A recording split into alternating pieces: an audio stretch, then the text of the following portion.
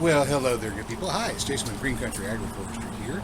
Today, we are going to work on propagation of sage plants. Now, sage is an evergreen shrub, growing to be about 2 foot wide by about 2 foot high on the average, and it grows anywhere from USDA zones 5 all the way down to USDA zone 10 or so.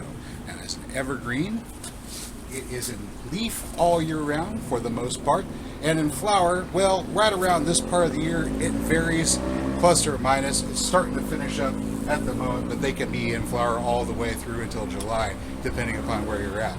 This plant right here, which I have cleared out around, is just finishing up its flowering, which means it's a great time for it to go into another type of propagation. See, flowering is sexual reproduction, and it makes seeds. And you can plant these seeds and grow new sage plants, but that isn't the only way to produce new sage plants. We can also produce them by cuttings and by layering as well. Now, just a couple of weeks ago, I mentioned that I was in the midst of shooting this particular video. Well, I'd actually done some of the work ahead of time. So I was preparing to shoot this video where I have one bush which I've already layered and the other one that I'm getting ready to show you how to layer. And we had a guest on the live stream that particular night by the name of David the Good, author of the book, Free Plants for Everyone. Now, David was unaware that you could layer sage plants. Of course, he's got a lot of experience gardening in the tropics, and sage are more of a plant for the temperate zone, so he didn't have a lot of experience with sage.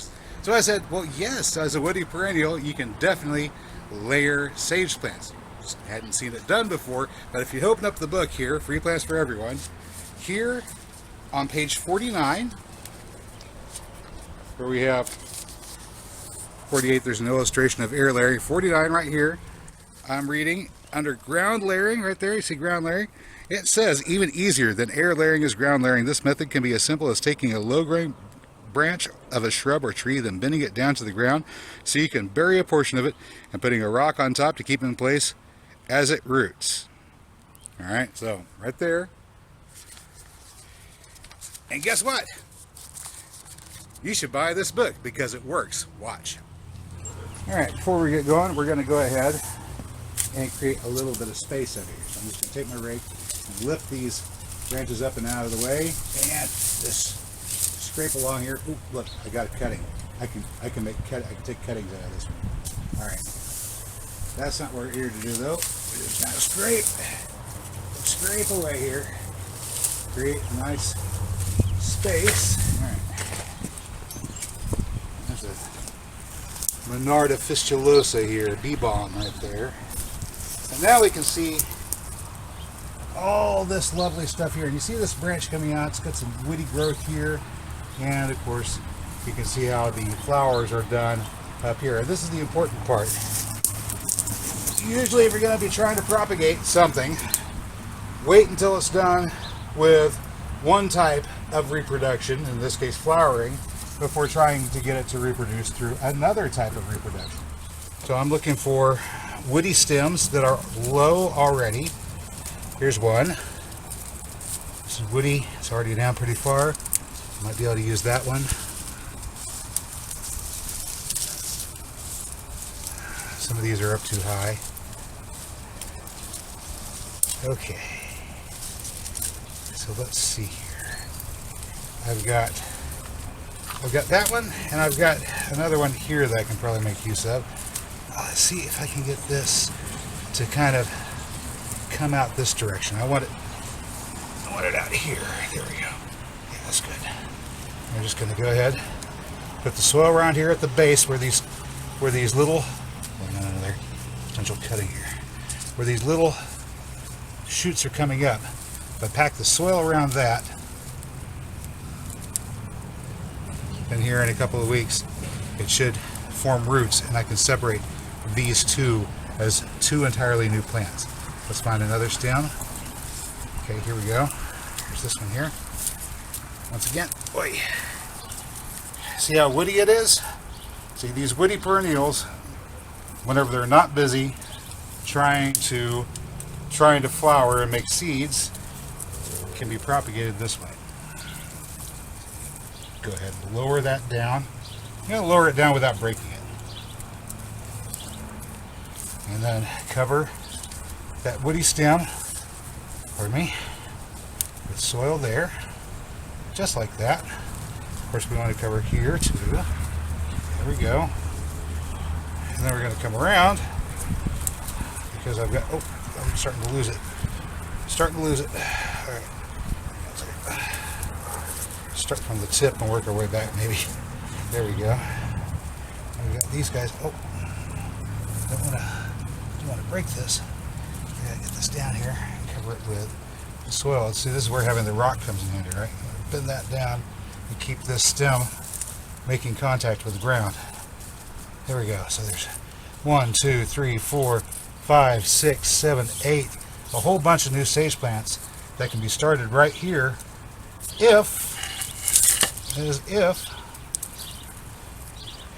we can get these to stay down. And he can do all different kinds of things, including using a piece of wire, a wire staple to hold them in place, or a rock. We're going to use rocks because I have lots of rocks or stones around here. Oy, well, maybe not rocks or stones, but I've got old broken pieces of paver, like this one here. I'm going to just put that down. All right. Here we go. Toss more dirt on that. He needs it. More dirt. And then we got to go ahead and put this paver stone right there, so it's going to hold both of these. And that is it. It really is that easy. With about 3 weeks, maybe a month or so from now, I'm going to be able to come along, remove those rocks, dig out from underneath there, and we will have fresh sage plants that have rooted right there all around our original sage bush. Well, about a month ago, I layered this sage bush right over here, and now that it is done, for the most part, producing seed, I have a fairly high degree of confidence that it may have actually started to root. Let's go ahead and move some rocks and see if we have new sage plants. The rock here, move that out of the way. Very, very carefully try to avoid damaging any root. Oh, this one's really good. This one's really good. Here we go. Put that up.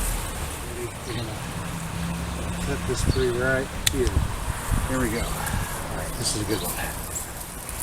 This entire bush is re-rooted.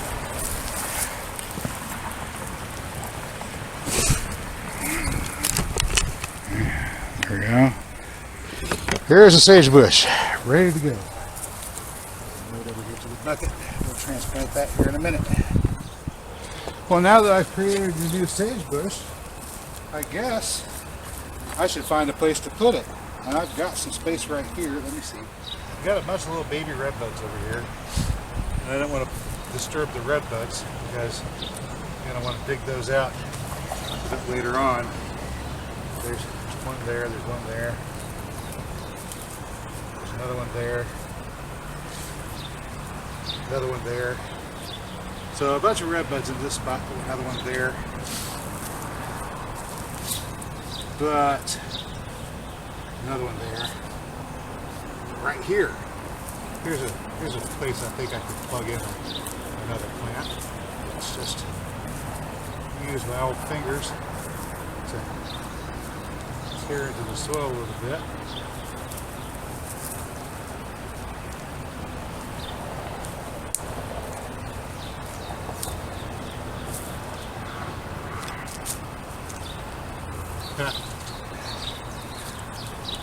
Sheet mulching, where they tell you to remove the tape.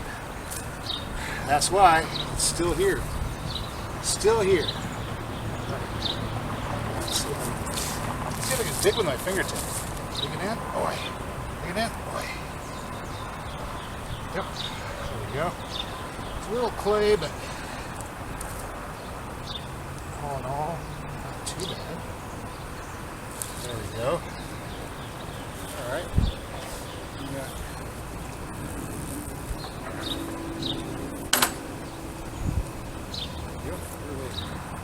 Okay, we got our rooted sage bush. Go ahead and put that in, just like so.